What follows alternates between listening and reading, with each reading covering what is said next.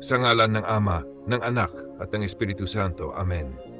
Panginoong Diyos, sa katahimikan ng sandaling ito, inilalapit ko sa iyo ang taong nakikinig ngayon. Pagod, may dinaramdam, may sakit sa katawan at loob.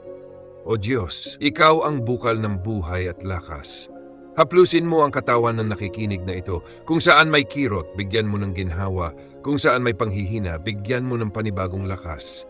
Panginoon, kung ang sakit ay mabigat at matagal na, Ikaw ang kanilang sandigan. Kung ang karamdaman ay hindi nakikitang iba, Ikaw ang nakakakita at nakakaunawa. O Diyos na mapagmahal, iangat mo ang bigat na dinadala ng kanilang puso. Kung may takot sa kinabukasan, palitan mo ng pag-asa.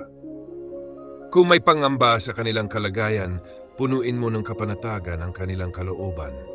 Panginoon, payapain mo ang isip ng nakikinig. Alisin ang pagod na dulot ng kakaisip.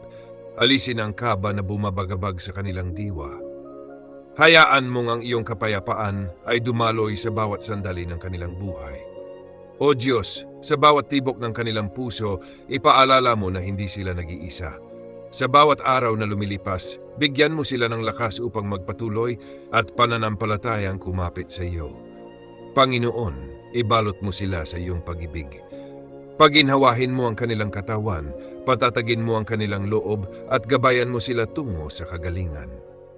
Maraming salamat o Diyos sa iyong presensya na nagbibigay buhay. Salamat sa pag-asang hindi nauubos at sa awa mong patuloy na dumadaloy. Iniaalay namin sa iyo ang papuri at pagtitiwala, naniniwala na ang iyong kamay ay kumikilos sa buhay ng bawat may sakit na nakikinig ngayon. Sa ngalan ng Ama, ng Anak at ng Espiritu Santo. Amen.